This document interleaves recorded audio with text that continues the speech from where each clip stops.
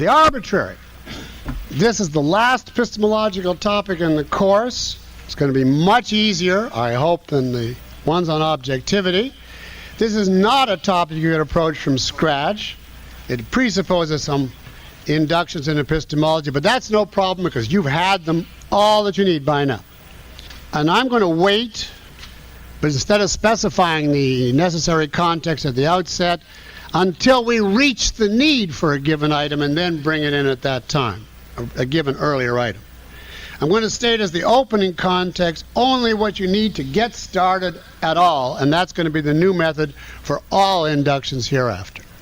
Don't collect everything you need. Just start, and then as and when you see you got to bring in something you knew, bring it in there. The method in regard to the arbitrary, the title is the arbitrary is neither true nor false, is just what we've done with many others. Try to make the concept as clear as possible. For instance, by using contrasts, multiplying examples across a range, playing devil's advocate, etc. And then once you get the preliminary definition of arbitrary, decide what inductions you can draw directly from the very data you use to reach the concept. So of all the previous topics that you'll see, it turns out that egoism is the closest to the exact methodology that you use in this topic. Justice and objectivity are much too complex to be our pattern here. In fact, we only need one item as our context to get started here, and then using induction we can go straight on. And the one item we need to get started at all is that some ideas are proved. Or if that word proof sounds to you too specialized, let's deliberately take a word that doesn't tie into all our previous epistemology. Some ideas have a basis. And that you can know basically from just living in a Western civilization. Now, why do I say you have to need this? This is reduction, whoever asked about it. Why do we have to have this? Because arbitrary can be reached only in contrast to this type of idea. If you didn't have the knowledge that some statements have a basis or proof of some kind in a generalized way, and I'm going to use basis or proof as synonymous and try to say just with basis, then it would be impossible for you to identify a statement as being without a basis. In other words, arbitrary. Now, we've already covered proof more than for what we need in this course. But it's exactly like you could not grasp orphan, that is, child deprived of parents, till you had the concept parents. And you can't grasp arbitrary, which is statement without a basis, till you have the concept validated or proved or with a basis. So, how then, given that we have the concept of a statement with a basis, which you can either get from Aristotle or common sense, how do we go on to grasp a statement with no basis and then go on to show that those statements are evil, errors, and don't qualify as true or false? I got 3 different cases. I have 10 great cases, but I'm going to blurt out 3, truncated. Number 1, because these are chosen to illustrate different points on the range of examples. I say that there's one man standing here at the podium right now. What is my basis? Direct perception. See me, hear me, you can come and touch me if you think you can. Now, that's a statement with a basis. Very simple. By contrast, I say there are 2 men standing here at the podium right now. Right here at this podium right now. You say, what's the basis? I just know. You say, but we can't perceive you, there's no seeing, sound, etc. I say, this guy's invisible, he makes no sound. And you come up to touch him, and I say, no, you can't touch him because he's made of very delicate atoms that give way at your hand's pressure. You say, well, how'd you get there? I don't know. How do you know he's there? Prove that he isn't. Now, the contrast here is really too simple to labor over. In the first case, a clear-cut basis in direct perception. In the other case, nothing except I say so, and then, in answer to any objection, further I say so. None of them with the basis. Now, if it was all that clear, no one would have any troubles with the arbitrary. And it is all that. Only, the whole trick with the arbitrary is that only children say it this way. As soon as you get a PhD or become president, you wouldn't dream of saying that. So example 2. The good first and then the bad. The one with the basis first. My past ideas influence my daily choices. What's your basis for that? Well, the easiest course for you to take is introspect. I hold such and such ideas. You see how they're influencing me today. Give the examples. And I can remember when I accepted them. So there's an idea accepted in the past, and here it is influencing me today. Or even if I don't remember influencing it, I know that this was an idea put forth by Aristotle without which I couldn't be functioning, etc. So I have conclusive direct evidence, plus we can integrate it to the future. Our present ideas lead to future choices. For example, I'm enraged at you right now, and then I hit you over the head with a hammer as my present idea influencing my future choice. Now, that's all an idea with a basis. Now let's say, in contrast to that, Shirley MacLaine channeling. And her claim is that her past lives influence her daily choices. Now, I'm making up the example, but for instance, she says she hates her brother because he looks just like a slave that she hated when she was the Pharaoh of ancient Egypt. You got to have some reason to hate him, so why not that? Now I'm going to have a dialogue for clarity where I will be the devil's advocate and work for Shirley MacLaine.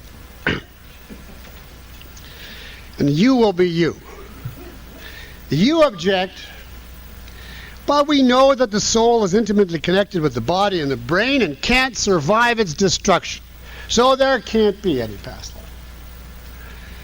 Shirley MacLaine, oh yes, it can.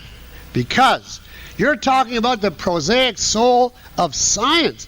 That soul, I'm sure, can't survive. Or you're talking about the objectivist definition of consciousness. I'm sure that can't survive either. But who said that science or Ayn Rand knows everything about consciousness? We don't even know what consciousness consists of. It must have some kind of elements.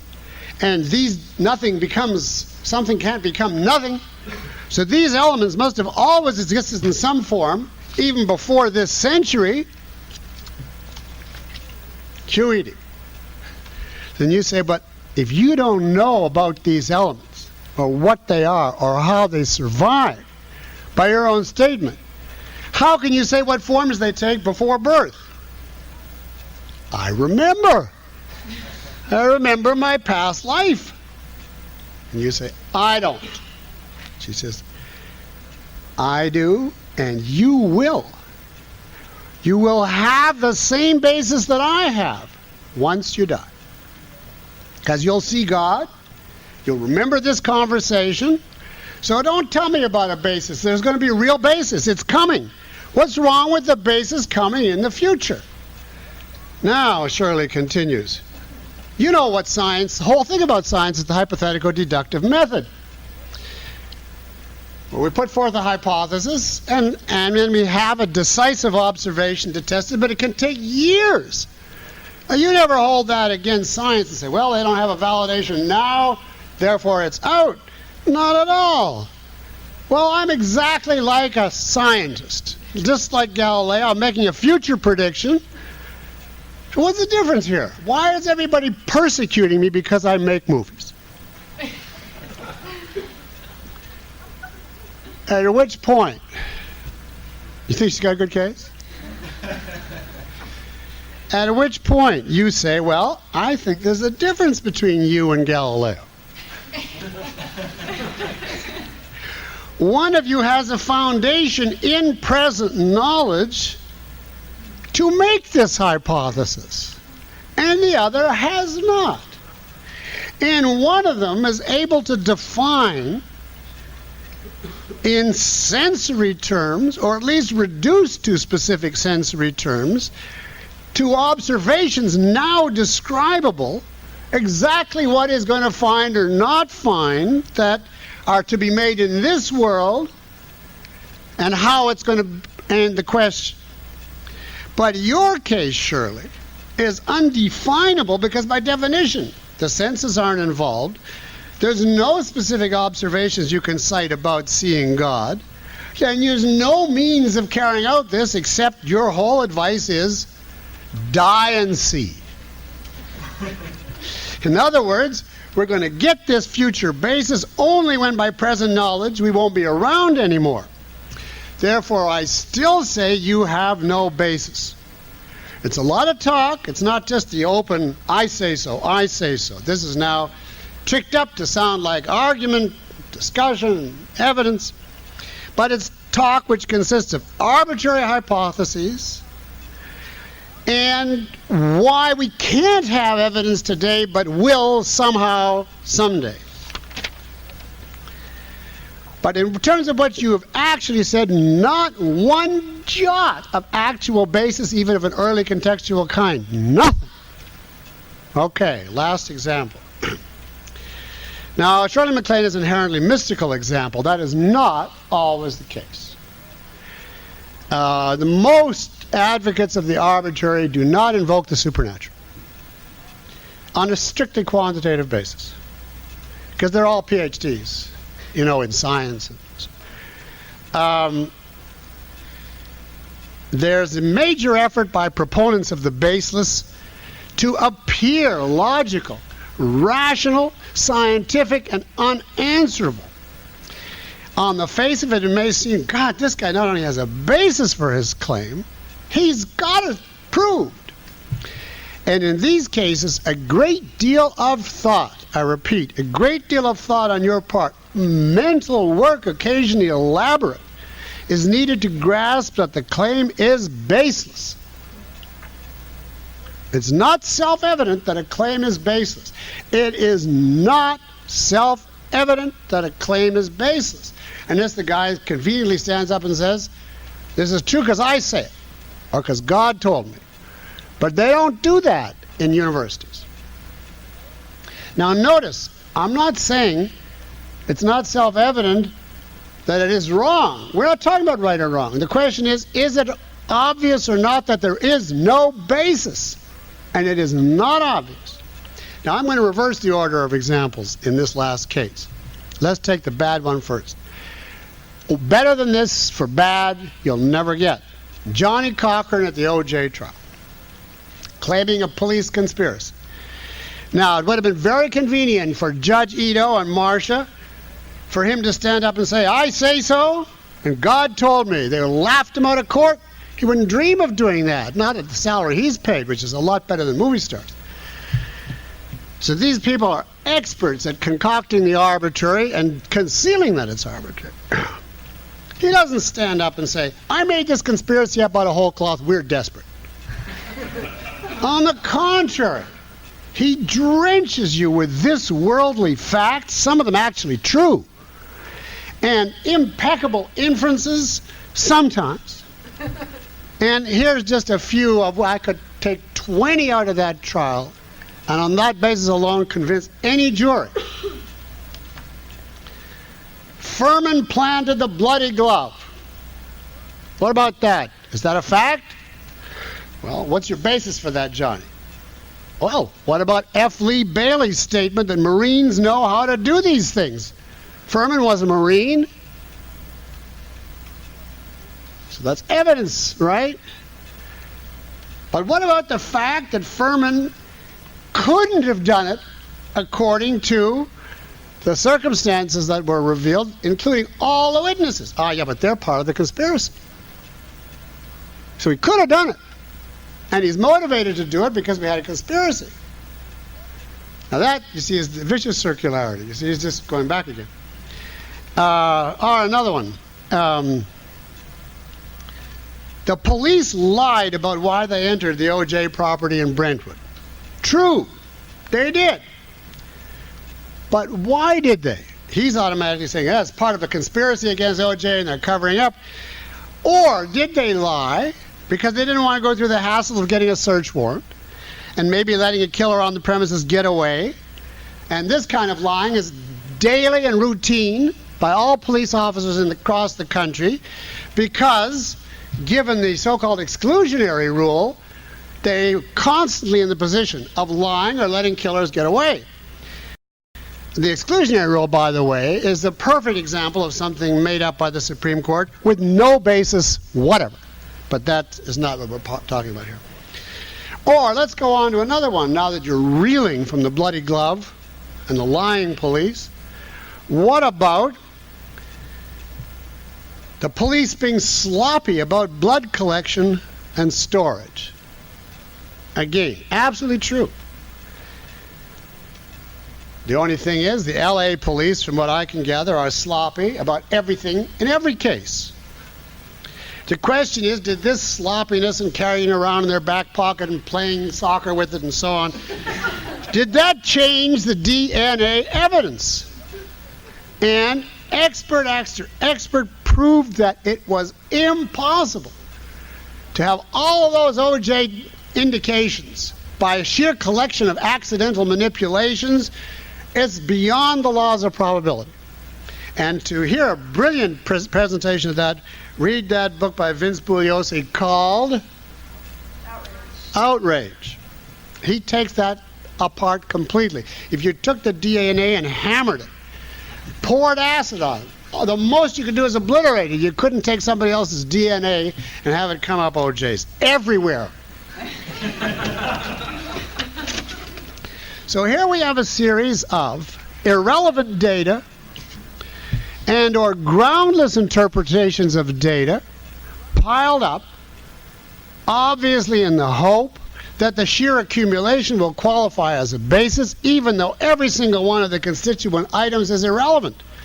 It's just exactly like saying France is a brilliant country, but every Frenchman is retarded. Now let's contrast Cochrane to a reasonable situation. A defense team who would claim a police conspiracy and then produce an affidavit, or better still, direct testimony on the stand from, say, 5, 10 policemen involved in the case. And they would name the leaders, their motives, how many people knew about it, and how they all arranged to keep it secret. Now, I say, you would have a real basis to allege a police conspiracy. It wouldn't yet be full proof, but it would be a hell of a starting point. And what you have to notice here is that precisely because a basis is given, there is a way in theory of refuting it, assuming it's false. Whereas the actual Cochrane allegation is irrefutable because there's nothing whatever to refute. You can go on anything. It just says you, says I. But, for instance, if Cochrane put forth all these witnesses on the stand, then theoretically at least the DA could come back and put on another witness who testifies that Cochrane paid $1 million apiece to each of these 5 or 10 policemen, and then the DA produces deposit slips from their bank accounts and then frisks them in court, and there's tickets to Brazil in each witness's pocket on a plane that's leaving at 4 o'clock. You see what I mean? And then you say, there wasn't a conspiracy, but they're being paid off to save OJ. But the message of this example is that if you have a basis, even a mistaken basis, that is the opposite of spouting only irrelevant data and groundless interpretations, even if no supernatural or sixth sense or anything like that is involved. Now, I could give you endless examples. You have terminal brain cancer. You see, I've just been given a clean bill of health. Well, this is a cancer with none of the ordinary symptoms. You say, but I feel great. Jesus Christ, that's the worst sign in these cases. And you can run through the rest: demonic possession, astrology, God, all the right-wing conspiracy theorists who think that the Council of Foreign Relations or Jewish bankers or whatever are causing the state of the world. All right, that's our raw data, our three examples. Now where do we go for the definition of arbitrary? We said so far only a claim with no basis, not even a mistaken one, as against a statement with a basis. But now we got to induce what is the concrete meaning of having a basis or of having no basis. Now we just went by common sense so far. Something convincing to say as against nothing really to say. But that's hardly good enough, because in two of the cases we talked a blue streak and it seemed convincing for quite a while. So when does a series of words become a basis? And when doesn't it? In other words, what exactly is missing in each of the examples of the arbitrary as a result of which we say no basis? Now we go back over, just as we did with egoism, inspect the same evidence again to induce a deeper definition of arbitrary. We're right at the point now where we were as a child on egoism. Well, now you have to know something or be prompted. The obvious thing missing, there's no observations, no what you call probative observations. Now there's two people on a podium, no evidence of the second. Police conspiracy, not a jot of anything you can observe. Shirley MacLaine's got a lot of evidence, but only after you die. So there's no observation.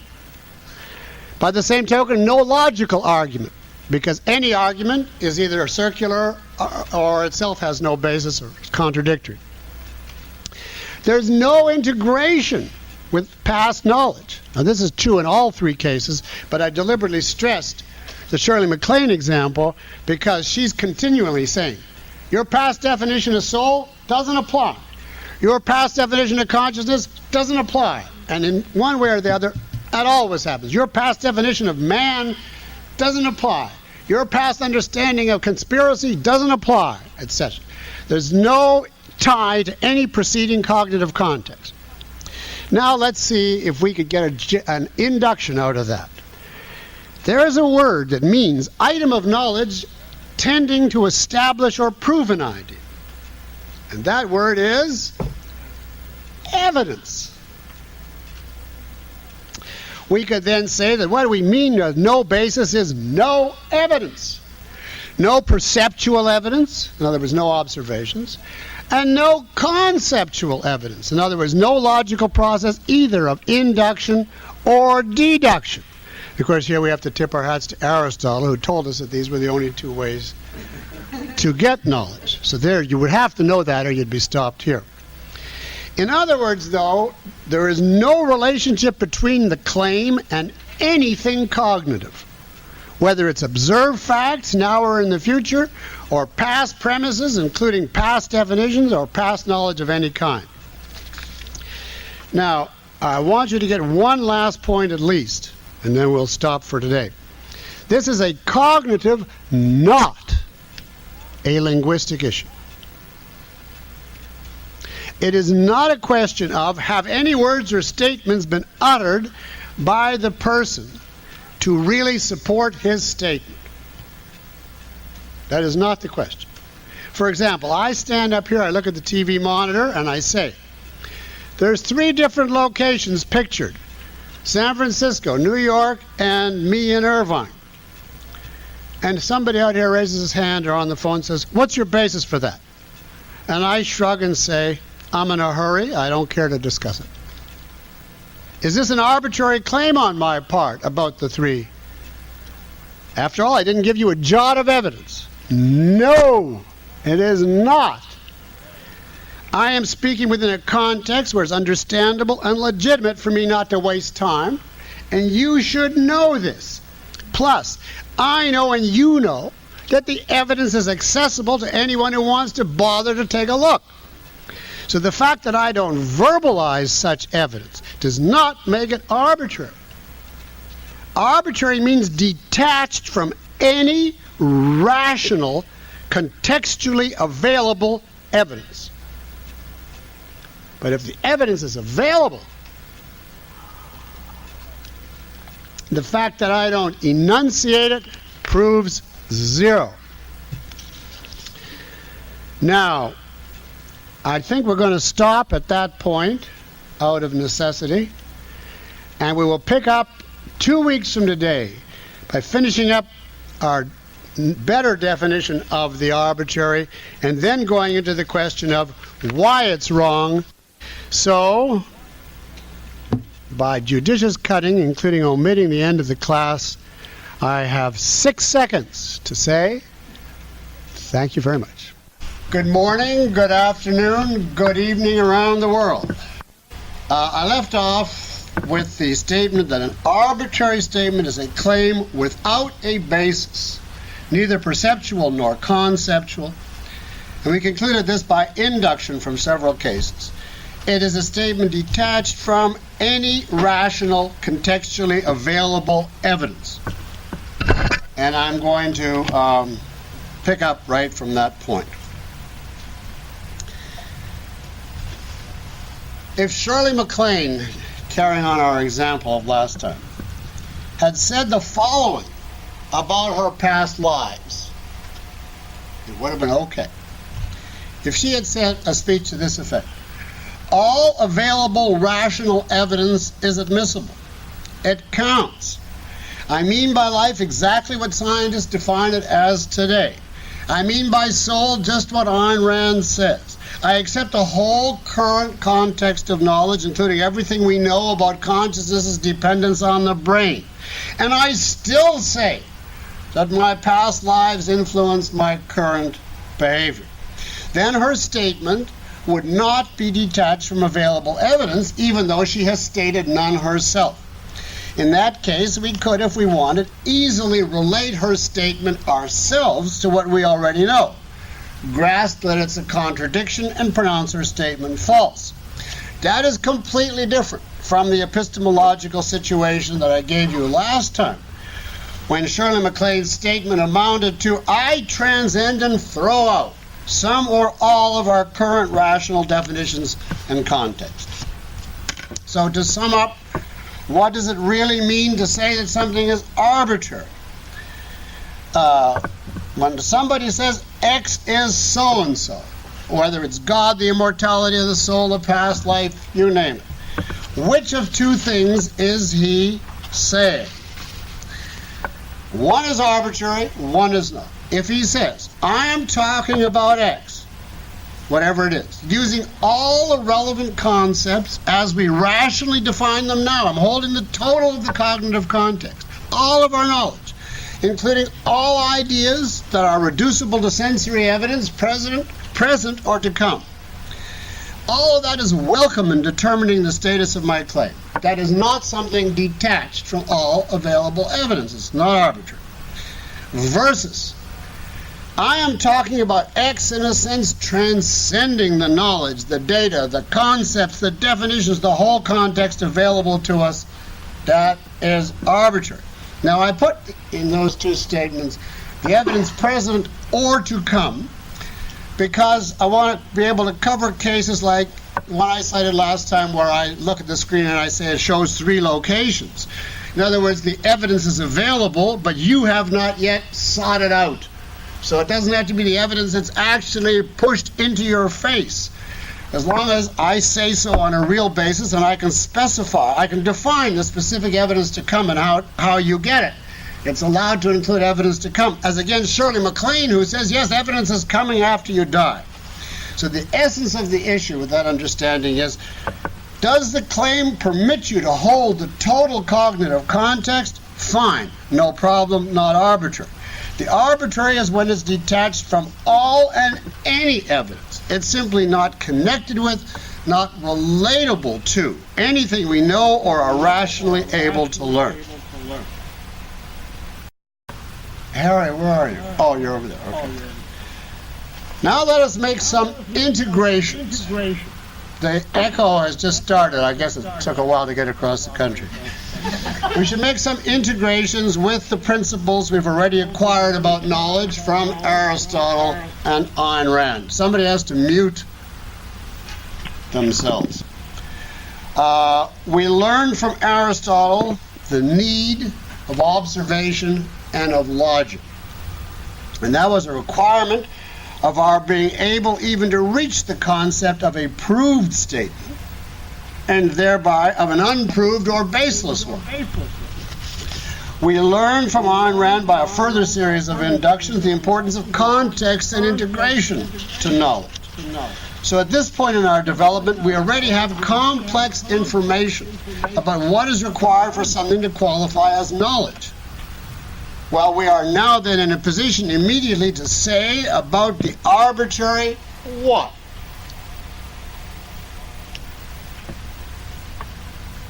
It represents a complete violation of everything we know about knowledge. It breaks every known rule of cognition. No observation on its behalf, no logic, no evidence, no context, no integration. Therefore, it certainly can't qualify as any form or level or degree of cognition. It is anti-cognition. And this much is just a deduction from the nature of the arbitrary conjoined with our knowledge of what is inherent in knowledge, which we learned during our objectivity discussion. Is that going to take the echo away? Now we are quite a way towards establishing our principle that the arbitrary is neither true nor false. Now I'll make a concession here. It is theoretically possible for someone at this point to deduce from the anti-cognitive nature of the arbitrary the ultimate conclusion that arbitrary statements are neither true nor false. But I hasten to add, I do not believe that anyone apart from Ayn Rand would actually be able to make such a deduction meaningfully as against rationalistically, unless he first performed one more induction, a second induction. So let us ask what else is common to our three instances. Remember the two men up here at the lectern, Shirley MacLaine in her past lives and Johnny Cochran and his police conspiracy. What else is common to these instances besides the fact which we already know that they are inherently detached from evidence and therefore prohibit the establishing of any relationships, whether to old knowledge or new data? Let us approach this second induction by taking the items one at a time and asking what can we do cognitively with them? For example, can we refute any one of them? Can we prove any one of them? Can we reason about any one of them? Can we at least legitimately hypothesize any one and give it a degree of probability, positive or negative, or even sheer possibility? Now, you should be able to see by going over each case that it is impossible to perform any cognitive action in regard to arbitrary claims. For example, I'd have to take every cognitive action against every claim, so I'm giving you a sample, and if you go home, find a range and the frequency. But for example, can you refute Shirley MacLaine by showing that she contradicts something you know? Now remember, we're treating her here as Shirley MacLaine the arbitrary, not the good Shirley MacLaine who we can refute. If we try to show her that she contradicts something that we know, her answer would be what? I didn't make this up. All these people say, oh, this is the only stock and trade that they have. It only seems to be a contradiction. It's not really a contradiction. Given our present knowledge, our limited knowledge, it looks like a contradiction, but she transcends that. Now, to refute means to demonstrate a clash with something already known, even if only with the law of contradiction. So suppose someone claims there is a round square behind Venus. And you say, well, I've never been there, but it's impossible. It contradicts the very laws of logic. And he says, no, it really doesn't. If you were to see this unique round square, and grasp the sense of round and square that I mean, which is not like any sense you ever could imagine, you'd see that it's perfectly consistent. If only you had this higher perspective, which you poor peasant don't have. Now, you cannot refute that round square on those terms. You cannot refute even a round square or a direct self-contradiction. You cannot refute a claim which states that one of its essential features is that it can't be considered in relation to anything else you already know. Is that clear? And now, by the same token, you can't do anything else with it either. You can't prove any such claim. How would you do it? By pointing to what facts as the basis. It has no relation to any facts. Could you reason about such a claim? Well, reason about it how? From what observations? From what premises? Bringing in what data? You cannot, and this is very important, even hypothesize such a claim rationally. Not even with a glimmer of possibility. Because a hypothesis must have some basis in evidence, however small. And these claims are inherently detached from any basis. In other words, and here you actually have to go home and try it out, instance after instance, until you see that the induction is inescapable. Go home and take these arbitrary claims or any other ones you want and try to prove, refute, reason about, or hypothesize as you wish. And if you do, you will easily come to the conclusion after, depending on your acuity, after enough examples across a broad enough range, there is nothing whatever that your mind can do with these claims. It is literally impossible to think about them. Now, I'd like you to get this straight, please, right here. If you're taking notes, this is the thing to take, because otherwise you're going to ask this in the question period. You can, C-A-N, think about the psychology or the motives of the people who propound the arbitrary. You can think about the dreadful consequences of their claims. In other words, you can think about the cause and the effect. You can even think about whether any given claim really is arbitrary, because we stressed last time that it's not always obvious. But I am saying this: if and when you see that a claim is arbitrary, then you cannot think about its cognitive status at all. You can't think about its validity as a claim. You can't weigh it, assess it, determine its probability, its possibility, its invalidity, its truth, its falsehood, anything. It is non-processable. A rational mind stops in its tracks in the face of any attempt to process such a claim.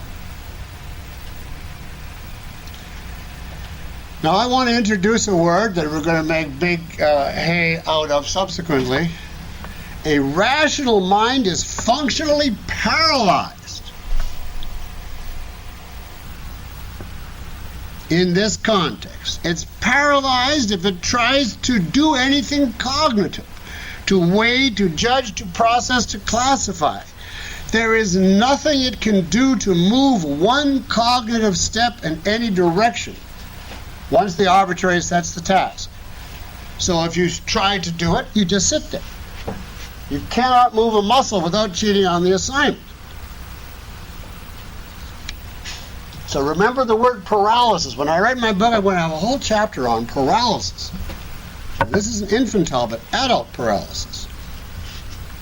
And it's all over induction. It is one of the most helpful techniques. Unfortunately, that's not written down, so I can't discuss it. So, our first induction stated that the arbitrary is that which is detached from any evidence, severed from any relationship to a cognitive context. Our second induction is all such claims are detached from thought. In other words, from any thought, from the very possibility of thought. In other words, all claims detached from evidence are claims detached from the possibility of thought. That's your second induction. You don't have to write that, but it's one of the key points here. Now the key is the two inductions together. If you merely observe the second, the one we've just covered, you noted that in the three cases you were mentally paralyzed and had no idea how to proceed. That shows nothing epistemologically and could have many explanations. For example, maybe you don't know enough yet about a given field and that's why you can't think. Or maybe this is just too difficult a subject matter for you. You never took Channeling 101 at Columbia University in the physics department. Or you didn't have time to follow all the OJ details, etc. There are many common sense reasons why it could be the case that you just can't think about X. So that per se is not a decisive point. It's when you realize that you're paralyzed because the idea is inherently detached from evidence. When you realize that you can't think because under the circumstances it is impossible for anyone to think, then your paralysis becomes significant. Your paralysis in the face of utter lack of evidence is a crucial epistemological fact which leads directly to a crucial conclusion. And from here, it's all deduction. A claim inherently detached from thought can have no relationship to reality.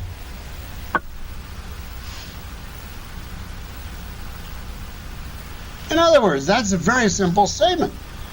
If it's outside of the realm of cognition and outside of our ability to think about at all, we obviously can't claim that it's based on reality or that it goes against reality. We have no clue what, if any, relationship to reality it has. We can't tie it to facts in any way, for or against. And for the same reason, no one can see it as possible in reality or impossible in reality, because there's no basis for any utterance about its relation to reality because we can't think about it. And remember, we can't even use any contradictions that we might discover. So we can't even go so far as to say, well, we know it's impossible. In sum, if a claim is outside human cognitive processing, then there is no way to establish any connection between the claim and reality. That's just a mere restatement, a corollary, versus a true deduction from the fact that it's outside of cognitive process. So, I don't have to keep saying this, right? Here is the point now where we need to bring in and integrate our earlier knowledge of true and false. The concepts true and false. These concepts come very early in a child's development, many long years before he can grasp the arbitrary, the concept of the arbitrary. And it's not difficult at all. All children, I think even most mental retards, have no trouble reaching the concepts of true and false. True means corresponds to facts, conforms to the facts, recognizes the facts, whatever. And false goes against, contradicts, not the way the facts are, etc. Now, assuming we bring in this early knowledge of true and false, we need merely observe that both designations involve some relationship between a mind and reality. When you say your statement corresponds, that means you recognize. The statement in itself doesn't do anything, but it means you recognize some fact of reality. You see something. Your statement captures or conforms to something in reality. In other words, therefore, you grasp that X corresponds to reality, and so you can reach the concept truth. So the method is you establish a certain positive relationship between your consciousness and reality, and then identify that relationship as truth. And the exact same thing goes for false. You can grasp that a statement contradicts reality and is therefore false only by recognizing a negative relationship between the statement and reality, and thereby grasping this is false. So both true and false as concepts necessarily involve a relationship, whether good or bad, but either way definite, between a consciousness and reality. And in the arbitrary case, we have the exact opposite of both. No relationship, no connection at all between our statements and reality. So in that sense, quoting from not quoting, but reminding you of Opar, it is like a parrot babbling. 2 + 2 = 4. Now you can call that language if you want, but epistemologically it is noise. I don't go on the crusades to say that minor birds can't speak. What I say is they do not use concepts. Cognitively, their speaking is noise. I don't care whether you call it speaking or not. Noise has no cognitive status as true or false, just as a parrot's babbling has neither. Now you see that if somebody tells you your statement is false, that is a compliment, because it designates a specific error as against a total break with reality. If someone accuses your claim of being arbitrary, this is a much greater insult if it's unwarranted than if he simply said, "You are wrong." And I could tell you a story about that too someday, of something I once said to Ayn Rand and her reaction, but I'll have to leave that. You ask me if you want to know.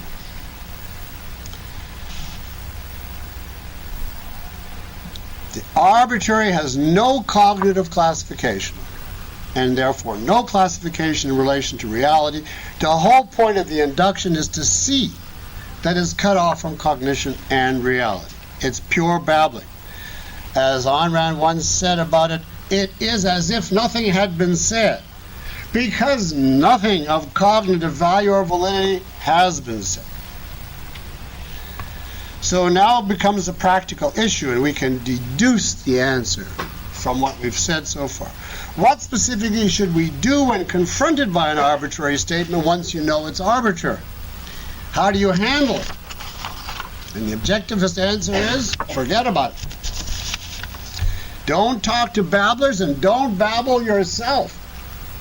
In other words, dismiss the arbitrary without thought.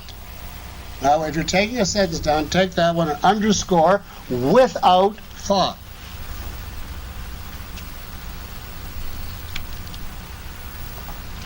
Now, it is not true that for objectivism thought is always good. No. What ethics would it be that would say thought is always good? The commandment is thou shalt think.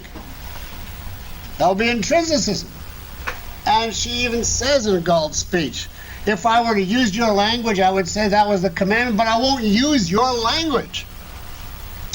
Thought is not a virtue when it is impossible, or when the conditions require you to violate the proper laws and methods of thought. So don't be shocked that you should do something without thought. It's a situation in which thought is not possible. To tell somebody don't think about the arbitrary is a sheer corollary of the fact that he can't think about it. Your only choice is to pretend to think about it for social reasons, which is dishonest and self-corrupting, or throw it out at once and act as if it had never been said. Now, I'm sure you know, and I said all this at length in OPAR, that throwing it out doesn't mean you're in any way unsure, ignorant, whatever about the issue in question. It doesn't mean you're open to whether there are past lives or an invisible man next to me or a police conspiracy about OJ. You are sure, if you're an objectivist, that all these are non-cognitive and therefore of no concern to your mind at all. Therefore, you must not say about these arbitrary claims what you could legitimately say about ideas where rational evidence is available, but you haven't or can't decipher it. For instance, you're a juror in a murder case, and the evidence is so tangled and contradictory, and the witnesses are so eloquent, and you throw your hands up and you say, I just can't decide. It's just too complicated. But you cannot reasonably do that in regard to the arbitrary. You can't say, I don't know, I can't decide, I have no opinion, I'm suspending judgment. Because in regard to the arbitrary, you do know. You must decide. You should have an opinion. You should not suspend judgment. Your judgment should be, since there is no evidence to untangle, this is unthinkable, undiscussable, and inadmissible. Now, I have a great question before we go on to the next part on the arbitrary, but first I will take a hand from any of my live or TV locations if you want to actually talk fast enough to get an extra 2 minutes. Do I see a hand in New York? Candidate number 1. Not one person. Yes? How about that question that you suggested a minute ago about your discussion with Ryan Rand? Oh, well, that's just a personal note. When I was very young, I was maybe 20, 18, 19, and I didn't follow her argument for something at all. And, you know, I was barely fledged or civilized at that stage of the game. And I told her more or less directly, in fact directly, in a polite way, I said, you know, I know that you believe in reason, but it seems to me that you believe, I think it was causality or something like that, strictly on faith, because I don't grasp any reason that you have to say what you're saying. I never saw her get so angry. And many, many times I said, I disagree with you, you know, what about this and this? That never faced her. But to tell her to her face that it was faith, she blew up totally. She thought that was completely intolerable, and she wasn't going to accept that. And we had a whole new set of arrangements that if I thought there was no reasons at all for something she said, ask somebody else. And only when I found out what her reasons were and had specific objections could I come back and talk to her. You know, because to me, whether it's faith or it's wrong, you just said whatever came to you, you know. Now the question I wanted to, did I have somebody back there? All right, do I have somebody in Irvine? Wave your hand or just speak up. In San Francisco. Okay, well, I just want to get in this one very quick point, which is that even though you banish it from your mind, you forget about it, etc., there is a sense in which the negative holds the fort in terms of action. In other words, you act in regard to the arbitrary as if it hadn't been said, which means you act as if it hadn't come up, which means you act as if it wasn't there. You, for instance, when you sit down to eat, having taken normal precautions, if somebody says this food is poison, you say that's arbitrary. You don't go and subject it to analysis, you just eat. The assumption is no evidence of poison, there is no poison. You see? And reality makes that arrangement for you because there's billions of things that aren't there. If you can take a formulation like that. So you can't possibly check them out, so you only go if there's evidence. And if there's no evidence, you just blithely ignore it totally. And in that sense, your action, people say, you think you're being so fair, you're not considering it. But actually, you are acting as though there's nobody next to you, and you are acting as though there's no previous lives, and you are acting as though O.J. is guilty, and I say, here, here. Absolutely right. Okay. Now, I want to introduce a new point. After years of teaching this topic, I have a new clarification that may help some of you while totally destroying others. Actually, this point never occurred to me when I was writing OPAR or in any previous teaching, but a lot of stuff occurs to me in connection with the OT course, this course, that didn't before. Now I'm warning you, beware, because I'm about to put something over on you exactly as is done in graduate school. And if you get the technique, you have one less chance of dying of terminal cancer in graduate school.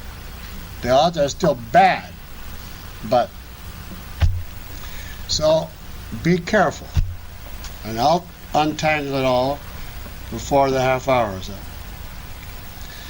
Take this case, invented in honor of Harry Binswanger. It's a sort of a strange case for his wedding, but it's the one that occurred to him. Someone comes to you and asserts arbitrarily that Harry Binswanger gave a 3-hour seminar in his New York apartment on Hegel's logic last night. He gave it to a large group of 50 objectivists in the middle of the night, starting at 4 a.m. East Coast time. And I say to the person, why do you say that? And he says, well, that's what Harry wanted as his bachelor party. And you say, but how do you know that? What is your basis for that? I say so. That's my opinion of what happened. Now, in this case, the statement is 100% arbitrary, obviously. But it seems abundant evidence is available. Probably decisive evidence one way or the other, if you expend the time and effort to acquire it. For example, we could ask Harry or Jean, or better, talk to each of them separately to see if there's any contradiction in their stories. We could interview objectivists in the New York area, see if any of them went. We could check it out with the doorman in the building, neighbors, the lists on the internet, lists of Lyceum for the area. We could mount hidden cameras, see whether dozens of young people ever come again like that in the middle of the night. We could check out the sales of Hegel's logic in the vicinity. There's all kinds of available evidence, so it seems. And ultimately, it seems that this evidence, if we accumulated it, would be rationally decisive one way or the other. I mean, suppose we put Harry Binswanger on a lie detector test, and he passes with flying colors. So, the question becomes, what do you do in a case like this? Can we say that the claim about his Hegelian bachelor party is true? Oh, no, obviously we haven't checked it out. Can we say it's false? No, we haven't even tried to refute it. And remember, it seems that it's possible to refute it if it is false, because there's so much available evidence to tie it to. Well, should we then work to see if it's true or false? I'd like to see by a show of hands how many think that that would be the fairest solution. To go and survey the evidence, try to gather it, and then make a decision on that basis. You can just wave your hand, I won't ask you. I can't see one hand. Well, what should you do to be reasonable in this situation? Well, let's ask first, is this a case of the arbitrary or not? Well, I don't know. I can make a case both ways, it seems. On the one hand, all a guy that put it forth had to offer is, I say so. So that's an arbitrary statement if ever I heard it, right? On the other hand, there is lots of seemingly available evidence. So maybe it's not arbitrary. I mean, it can be detached from the whole context if there's all those facts out there crying to be integrated. So, let's leave that for a minute. We'll come back. What should a rational man do? Should he check out an arbitrary hypothesis if it's actually possible to do so? Now, I was asked that question around 1960. And my answer was always no. It's still an arbitrary statement. And you shouldn't check it out even if you could get 100% reliability. And I argued like this. The person making this statement has a direct contradiction. He's saying, I hypothesize that X, this bachelor party, for which there is no evidence, is possible. In other words, he's saying it's possible, there is some evidence for this, and there's no evidence, which is a contradiction. He's not saying merely such a thing can happen in some circumstances. He's not saying simply Harry has the general capacity to hold such a session. He's saying it may actually have taken place last night or may tonight, so let's check it out. And my answer was always the claim that this may have occurred was the only possible justification for checking it out, but this may itself is purely arbitrary, hasn't got a jot of basis, and therefore is non-cognitive, and therefore there's no justification whatever for checking it out. So I used to go down, in flames in classes saying you shouldn't check it out even though it's possible. It's immoral and irrational to check it out even though it's possible. And of course, the professors thought that was fabulous because it goes to show what a dogmatist I was. I knew that something, but I put morality above truth, and the whole business. So, was I right? I don't think so anymore. Because I have a more deep approach. And the first thing that happens now when I get put these typical graduate school questions is not what do I answer, but why did you ask that? And the interesting, much deeper and much more revealing question is, how is this kind of dilemma even possible? We painstakingly induced that the arbitrary is detached from evidence and thus induces paralysis. Well, then how then can there be such a thing as an arbitrary claim which can be objectively checked out by reference to a whole bunch of sensory and rational evidence? And the reason we're having a problem knowing what to do is we have a solid contradiction. Right? Now, what is the real answer to this contradiction? There is no such thing as the situation I put forth.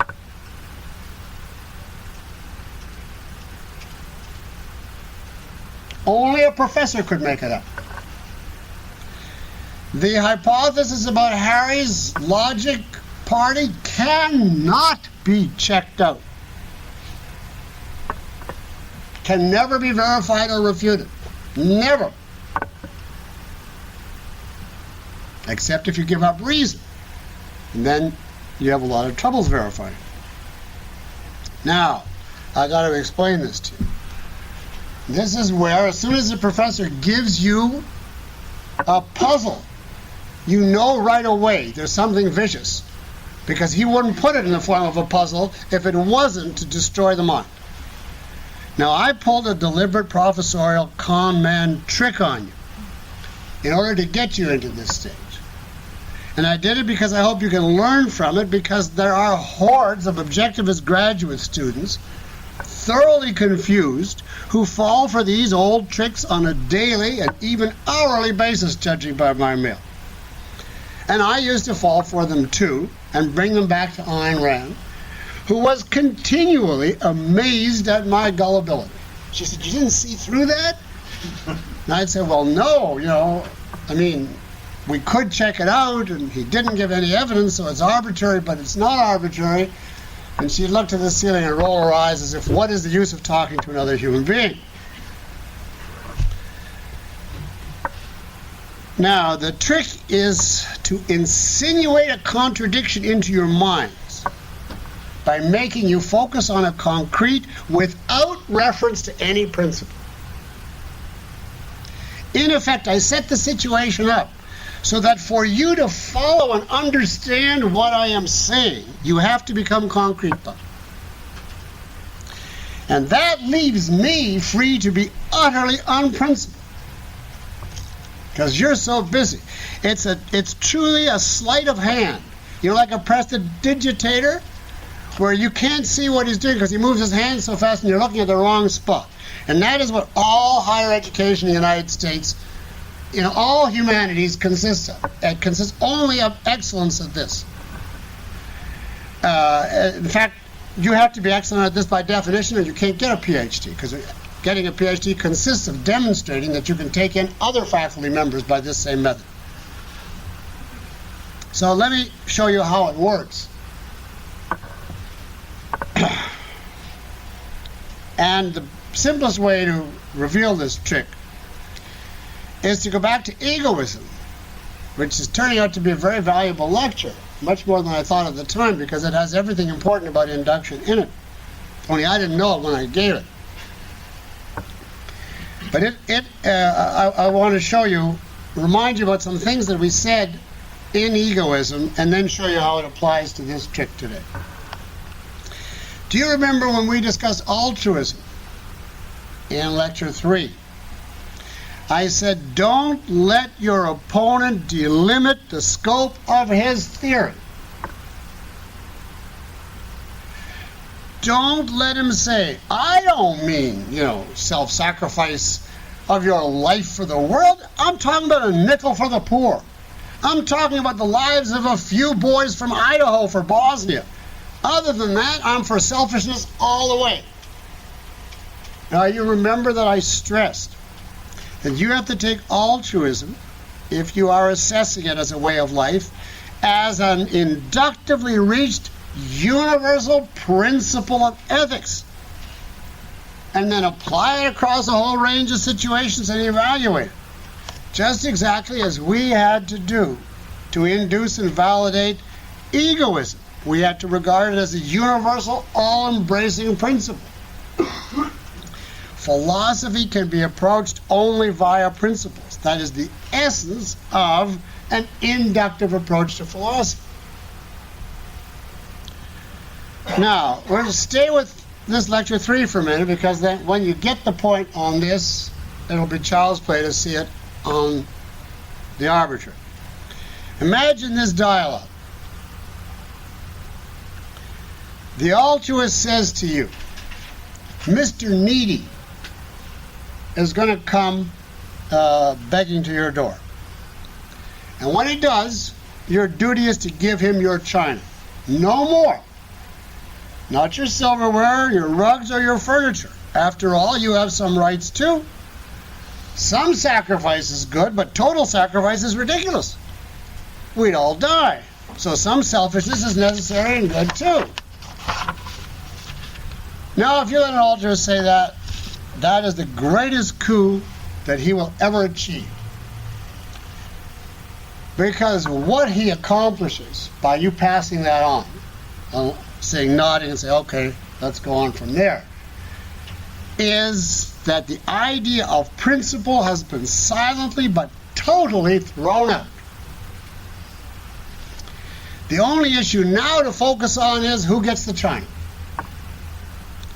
And if you ever dream of going to an abstract level and saying to him, how do you reconcile such opposite ethical approaches?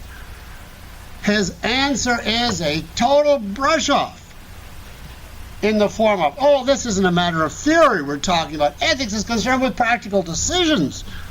Don't you feel that the china is plenty? I discussed it with the committee on redistribution that we have among the arts professors at NYU, and we feel that this is fair for everybody. What do you feel? Now, that translation into, there's only one principle. Ethics is obedience to my feelings or my group's feelings. Today, they call it intuitions. They actually call them intuitions. And they take polls of intuitions in ethics classes. And that's what the latest, I don't know, it's not called philosophy anymore. It's the latest garbageology or whatever they do. Now, the cherry on the cake is the guy who puts forth this, I can't even think of a word that I can say in polite company, will come to you at the end and say, You know, Mr. Needy will probably really appreciate you for having given him the china. So you're going to benefit from this too, from his goodwill. So you see, there is no conflict between sacrifice and selfishness. You can have them both, and by sacrificing a little, you'll be even more selfish. That is not a satire. That is how these people, you can't say think, but how they string sounds together with periods in between. I'm speaking only of those who have taught for at least 20 years in a PhD program. Because they have to learn these tricks till it becomes actually like a self-lobotomy. So that they don't know that it's going on, except when they want to. Now, let's make the exact parallel to the epistemological case. Here is the exact same dialogue, but condensed, because presumably you already get it. The advocate of the arbitrary says to you, when Mr. Wim comes to talk to you today, just accept one arbitrary statement from him. Just his first arbitrary hypothesis. That's it, no more. After all, you're a man of reason too. Some amount of the arbitrary is okay. I mean, it spices things up. It opens the doors to all kinds of possibilities we otherwise wouldn't have dreamed of. But too much is ridiculous. We never get anywhere. We need some real evidence too. You see the parallel? Again, there's no attempt to identify or reconcile two opposite principles, in this case of epistemology. He simply declares one arbitrary hypothesis is plenty, and after that, reason all the way. Now, if you have not already left the room, you're lost.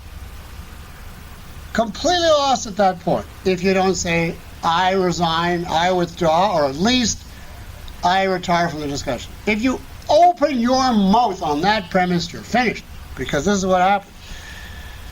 You set out to check the arbitrary hypothesis about Harry Binswanger. And let's say you get 50 affidavits from 50 objectivists that they were studying Hegel with Harry Binswanger that night, and arbitrary proponent claps his hands and says, you see, Peikoff is wrong. We did prove an arbitrary statement. Proved it conclusively. 50 affidavits, the handwriting is there, the whole thing. So he looks at you and he smiles and says, you know, the arbitrary is not so arbitrary after all. Maybe the arbitrary can even be rationally proved. What do you think of that? Big grin. Now at this point, if I'm watching from the sidelines, I'm ready to burst. And I say, excuse me, you have proved nothing at all with your 50 affidavits. If you can hypothesize this fantasy in the first place without any basis, why shouldn't I say without any basis that your 50 affidavits is just confetti from a conspiracy of liars? Prove that it isn't. Therefore I say, I am right after all. You can't process the arbitrary. You can't prove or refute anything about it. At which point the defender of the arbitrary's turn to come back is, and what can he say? What? Don't be such an extremist. Everything can't be arbitrary. So let's decide communally or intuitively. Now, it certainly seems to me that counting 50 affidavits would be proof. If we allow Peikoff's objection, we're going to be swamped with the arbitrary. That's ridiculous. It's just like Mr. Needy wanting your silverware too. I mean, we got to draw the line somewhere, and now he's posing as the champion of balance and moderation and sanity. And then he says to the class, now how many of you feel with me that leaving aside all these technicalities, 50 affidavits prove something after all? I mean, we have a court system, or are we going to live in fantasy the way Peikoff is talking about? And then, of course, the students all raise their hands. And so then the only debate comes down to, should we have arbitrary, only the first hypothesis, or every 10th hypothesis on Mondays or Thursdays in constitutional law, or only in astrobiology? How many feel? What do you feel, Miss Jones? Well, we'll register your feelings. Just take it down with the secretary. You get 2 votes because you're female. Plus Hispanic, you get another one. Gay, another one. So that's it. Now, unfortunately, this is an understatement, because it is not possible to satirize or overstate the absolute muck, the depraved corruption that passes out of the lips of every professor without exception that teaches this humanities at any college or high school in the United States or the civilized world today. That's as calmly as I can put it. Now, if you get the racket here, this is the racket. Obviously, I don't care about this because I'm out of school. But in case anybody wonders, this is why I do not go to graduations, because I become homicidal if I set foot on a campus. If the arbitrary, this is the racket.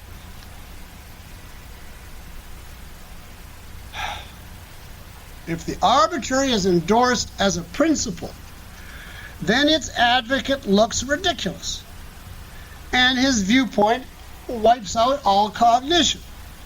Just as if you endorse altruism as a principle, the advocate looks medieval and wipes out all survival.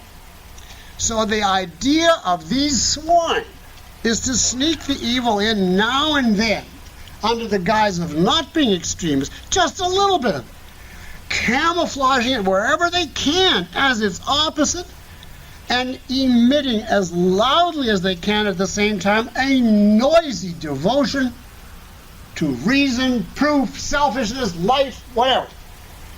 If you fall for this trick, remember that you have been warned. And it's not as obvious as this one. Whenever a professor asks you to puts 2 sentences on the board and says, what difference do you see between those 2 sentences? That is already death. If you try to say, well, one sentence has 5 words and the other has 6, the question in your mind should be what? Why are we talking about the difference between those 2 sentences? What is the point? What is it supposed to illustrate? And if he says, well, we're using induction, then I think physical assault is legitimate. So what causes the idea that you can objectively process an arbitrary claim? It is the failure to think in principle, the failure to insist on inductive generalization.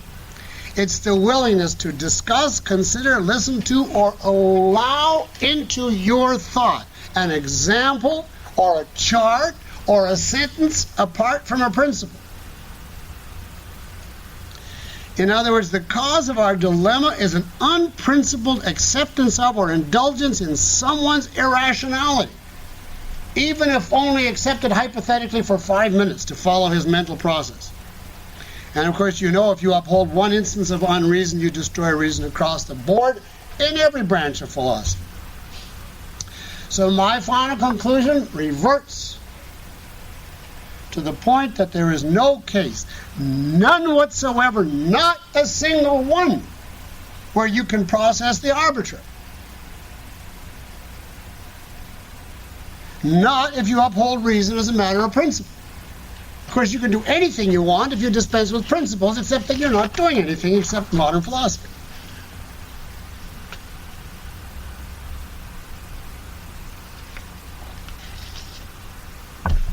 Here's a statement made to me nearly 40 years ago by Ayn Rand. Somebody else's irrationality should never activate your mind.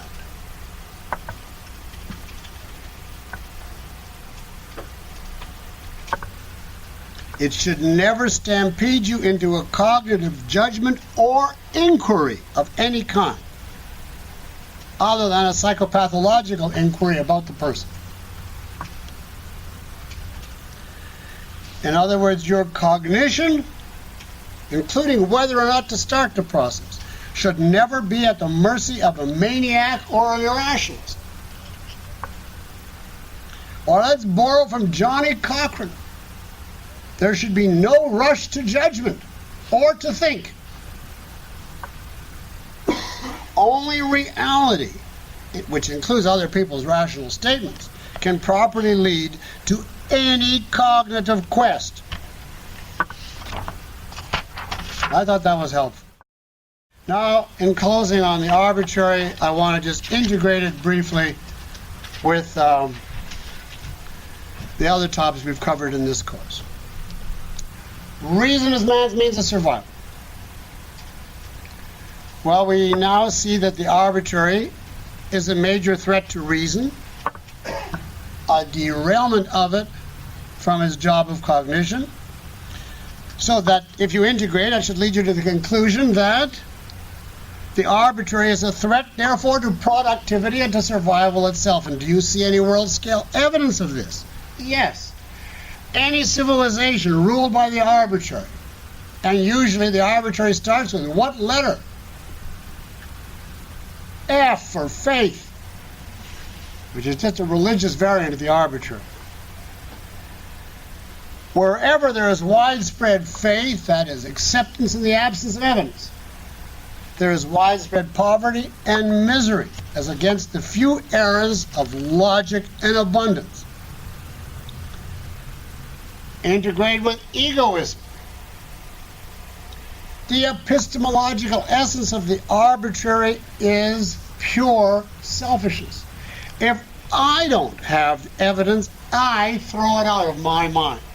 I won't spend 1 second of my precious life on the whole world's babbling. In other words, I come first in epistemology too. That's a good integration, don't you think? Everyone, you should do that. We used to have parties where you put 100 principles in a paper bag and just pull out 2 at random, and you had to connect them, and you had to connect them in rhyme.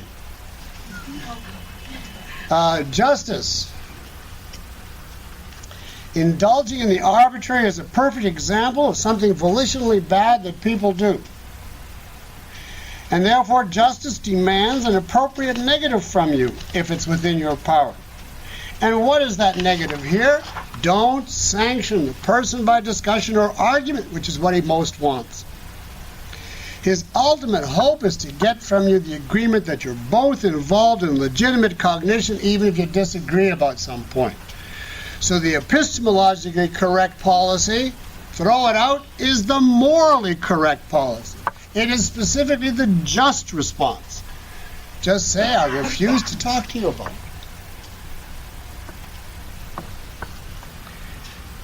Now, by now you should be inducing from these brief weekly integrations the conclusion that each new objectivist idea integrates separately with every other objectivist idea. So that if you keep on integrating, you're going to end up at some point not with a disconnected heap of theories or principles, but with an integrated, organized, comprehensive, total system. And I'll have more to say about that later, but that should be starting to occur to you at this point. You don't start out validating a philosophy.